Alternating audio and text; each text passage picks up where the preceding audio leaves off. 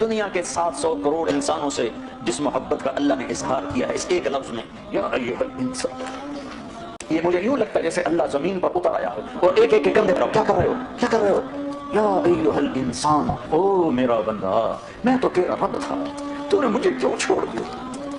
کتنا بڑا ایکٹر ہے یہ، اتنی ایکٹنگ کرتا ہے، اس کی جتنی تقریر سنا یہ مقرر کم لگتا ہے، بھاڑ زیادہ لگتا ہے، زنانہ حرکت ہے پوری، واقعی کہہ رہا ہوں، مردانہ کوئی حرکت نہیں، جوش نہیں اس کی تقریر میں، جوش جو ہے نا یہ علماء اہل سنت کا ورثہ ہے، غوث اعظم جب جوش میں تقریر کرتے تو کیا حال ہوتا تھا پتہ ہے آپ کو، ممبر سے کئی فٹ بلند ہو جاتے تھے، لوگ کپڑے پھاڑ لیتے تھے، یہ جوش خروش قوت طاقت یہ اسلام کی دین ہے، یہ زنانہ، یا ایھا الانسان، کیا ہے یہ زنانہ پن، قوم کو ہجڑا بنا کے رکھ دیا کم وقتوں میں، وہ قمر سما اعظمی فرماتے ہیں ہمارے کہ وہ قوم جو مجاہد اور غازی ہوتی تھی وہ 40 دن کے چلوں میں بیٹھ کے دعا کرتی، یا اللہ اسرائیل کی توپوں میں کیڑے پڑ جائیں، یہ زنانہ دعائیں کام نہیں دیں گی تمہیں، یا ایھا الانسان، مجھے یوں محسوس ہوتا ہے جیسے اللہ زمین پر اتر آیا اور ایک ایک کندھے پکڑ، کیا کر رہے ہو، کیا کر رہے ہو، پاگل آدمی ہے، اللہ زمین پر آتا ہے، اترتا ہے، اترنے سے پاک، چلنے سے پاک، پھرنے سے پاک، آنے سے پاک، جانے سے پاک، بیٹھنے سے پاک، اٹھنے سے پاک، قیام سے پاک، قرار پکڑنے سے پاک، ارے وہ تو جسم و جسمانیات سے پاک، جتنی جگہیں ہیں سب حادث ہے، سب کا خالق وہ جگہوں سے پاک، کیا عقیدے ہے تمہارے گھٹیا، ایسا لگتا ہے زمین پر اتر آیا ہے، پکڑ رہا ہے، یا ایھا الانسان، کیا اے میرا بندہ میں تو تیرا تھا، کہاں چلا گیا تو، اس کو اللہ کو ہی نہیں معلوم کہاں گیا یہ، معاذ اللہ، یہ دعا آپ سن لیں، یہ اس سال کی دعا ہے لیٹسٹ، وہ تو آجا ہمارے گھر کو آگ لگی ہے، روک روک کے ہم تفسیریں بھی کرتے جائیں گے، اللہ سے کہہ رہا ہے او تو آجا ہمارے گھر کو آگ لگی ہے، اللہ فائر بریگیڈ والا ہے، معاذ اللہ استغفر اللہ، اس کے گھر کی آگ بجھانے آئیں گا، اللہ سے کہہ رہا ہے او تو آجا ہمارے گھر کو آگ لگی ہے، ہم تو ہائے کرنے پر بھی پکڑے جاتے ہیں، مولا تو آجا، ہمارے گھر نہیں جل رہے، ہماری نسل جل رہی ہے۔ اب یہاں پر ایک اس کے بعد 2 جملے آئیں گے، میں روکوں گا وہاں پہ اور آپ کی ذہانت پہ چھوڑ رہا ہوں کہ آپ اپنی ذہانت کا ثبوت دیں کہ آپ اس جملے کو کتنی حد تک پکڑتے ہیں، میں سننے کو تھوڑا سا اپنی تقریر میں دینا چاہتا ہوں کہ پکڑنے کی عادت ڈالیے اور بتانے کی عادت کم کیجیے، پوچھنے کی زیادہ کیجیے، زندگی سے ہم بتاتے ہی آ رہے ہیں فاتحہ دینا کہاں ہے، نیاز کرنا کہاں ہے، اب کیا ہم ہی نے ٹھیکہ لے کے رکھا ہے کہ بتایا کبھی تم بھی بتاؤ کہ منع کہاں ہے، تم بھی تو کچھ بتاؤ، تو بہرحال یہ جملے پر آپ کی ذہانت پر، ہماری دکانیں نہیں جل رہی، ہمارا ایمان جل گیا، ایسا لگا سب کے سمجھ میں نہیں آیا جائے، ارے کل میں نے پرسوں کے دن کی بات ہے، عثمان آباد قلم کر کے علاقہ عثمان آباد کا، وہاں جلسہ تھا ماشاءاللہ، اور تقریباً اتنا ہی مجمع تھا بلکہ تھوڑا سے زیادہ تھا، تو وہاں جب میں نے کلپ دکھایا تو پوری ہلچل مچ گئی تھی، وہاں میں نے روکا، تو اب شاید اس جملے کی گہرائی کو سمجھ نہیں پائے، وہ کہہ رہا ہے ہماری دکانیں نہیں جل رہی ہے، ہمارا ایمان جل گیا، تو اس جملے سے تو مجھے پورا اتفاق ہے، مگر پرابلم یہ ہے کہ ان کی سمجھ میں بہت لیٹ آیا، امام محمد رضا بہت پہلے سمجھا گئے لیکن سمجھ میں بہت لیٹ آیا، اب سنیے، ہمارا حیا بھی جل گیا، بولتا ہوں ہمارا حیا جل گیا، ہمارا تو سب کچھ اجڑ گیا ہے، یہ مسئلہ اب تو حل کرے گا تو ہوگا، اتنی بڑی گمراہی کو ہم نہیں بدل سکتے، اے مولا تجھے تیری عزتوں بلندیوں کا واسطہ، تو آ کے اس بگاڑ کو ختم فرما، ہم عاجز ہو چکے ہیں، ہر طرف لاشیں ہیں تیرے محبوب کی سنتوں کے، ہر طرف لاشیں ہیں تیرے محبوب کی سنتوں کے، آج تیرا نبی ہوتا وہ کتنا روتا میرے آقا، ہماری بیٹیوں کو ایمان کی حیا کی چادر دے دے، ہم لٹ گئے، ہماری بیٹیاں بازار کی زینت بن گئی، ہائے ہائے میرے آقا تجھے کیا سنے، ہم پہ کیا ہو گیا، اپنوں نے ہمارے ساتھ کیا کیا، غیروں نے ہمارے ساتھ کیا کیا، تو آج بھی نہ آیا پھر تو کب آئے گا یا اللہ، تو آج بھی نہ آیا تو پھر کب آئیں گا یا اللہ، ڈیٹ بتا، ٹائم بتا، اب تو بڑی دیر ہو گئی ہے، اب اللہ کے لیے دیر ہے جلدی ہے، وہ تو وقت کے تعین سے بھی پاک ہے، لیکن بہت ہی گندا عقیدہ ہے ان لوگوں کا، اللہ کی پناہ، اب تو بڑی دیر ہو گئی ہے میرے آقا، اب تو بڑی دیر ہو گئی ہے میرے آقا، زمین کا کلیجہ پھٹتا ہے، آسمان کے فرشتے بھی اللہ وہ نافرمان گناہ ہے، اب تو در کھول دے، آجا او تو آجا، او محمد مصطفیٰ کے اللہ، اب امت کی بگڑی بنا دے، ان کی شام پہ صبح لے آ، اس سارے مجمع کو قبول کر لے، ان کالونی والوں کو قبول کر لے، ان شہر والوں کو قبول کر لے، اس دیش کو پاک کر دے، اس کا نام جو پاک رکھا گیا اور یہ تو بڑا ہی ناپاک ہو گیا ہے مولا، اسے پاک کر دے، ہم تو اپنے گھر میں روز جھاڑو دیتے ہیں، روزانہ پانی سے سین صاف کرتے ہیں، تیرا آنگن گندا ہو گیا ہے، تیرا آنگن گندا ہو گیا ہے، یہ گستاخی ہے معاذ اللہ، کہتا ہے ہم اپنے گھر میں روزانہ جھاڑو دیتے ہیں، روزانہ پانی سے صحن صاف کرتے ہیں، تیرا آنگن گندا ہو گیا ہے،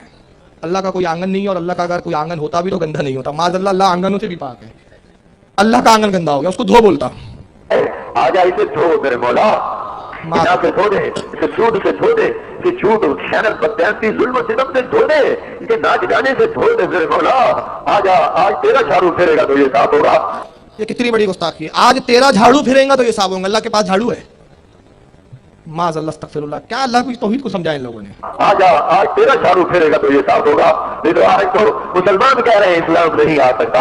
आजा, तुझे ललकारा जा रहा है, आजा तेरी गैरत को ललकारा जा रहा है। अभी कितनी बड़ी जहालत है। कौन माइकल आले जो अल्लाह को ललकार सके? मगर देखिए कितनी लन फन झूठ। आजा तुझे ललकारा जा रहा है, तो क्या कोई कुश्ती की ललकार रहा अल्लाह को? आजा कुश्ती लड़ मेरे से। माज़अल्लाह अस्तगफिरुल्लाह। कुछ भी बोलते हैं ये लोग। आजा, आजा, आजा, नहीं आना फिर भी आजा। आज तो आई गई अल्लाह, एक दफा कहने में आ रहा हूँ, एक दफा कहने में आ रहा हूँ, एक दफा कहने में आ रहा हूँ। आज तो नहीं आना है भी तो आई जा, नहीं आना है तब भी आ जा। ये कहाँ रहता है आपको मालूम है?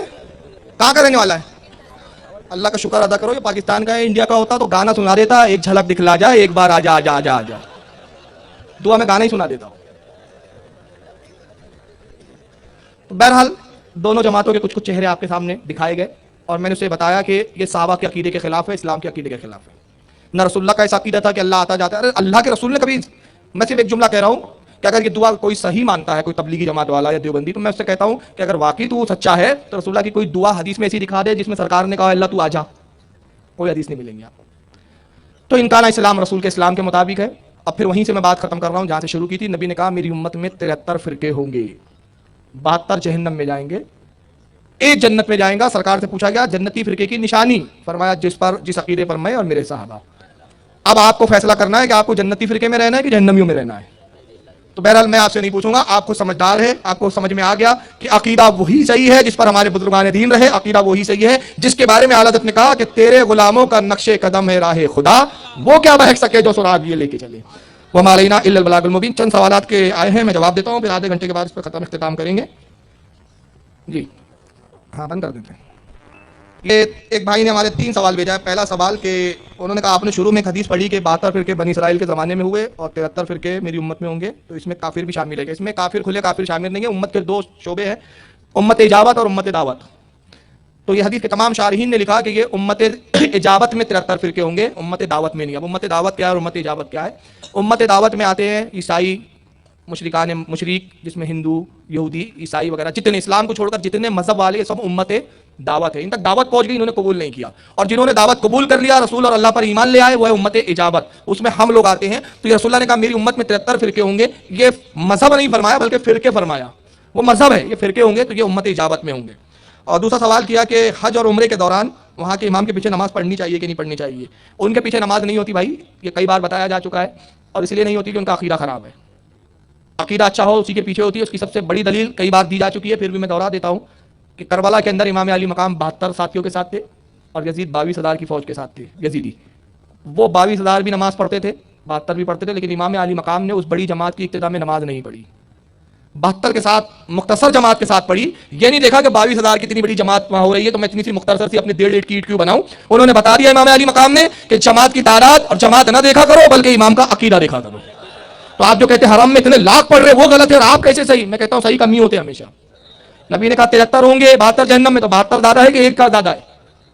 तो कमी हमेशा हक पर रहेंगे। तो हक्कानियत की दलील तादाद नहीं होती। अगर आपके नजदीक तादाद ही हक्कानियत की दलील है तो फिर बद्र में 313 हक पर नहीं कहना चाहिए, आपके भी कुफारों को कहना चाहिए। वो तो 1100 थे और बद्र में 313 थे, मगर 313 ही हक पर थे।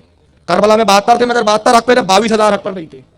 तो हमेशा तादाद की बात नहीं की जाती है, अकीदे की बात किया करो। वहां के इमाम का अकीदा बदतरीन है और इतना बदतरीन है कि मैं खुद एक वीडियो दिखा चुका हूं मुस्लिम कौन में, पट्टे को मोबाइल आता तो नमाज छोड़ के भाग जाता है वो वीडियो देख लें आप।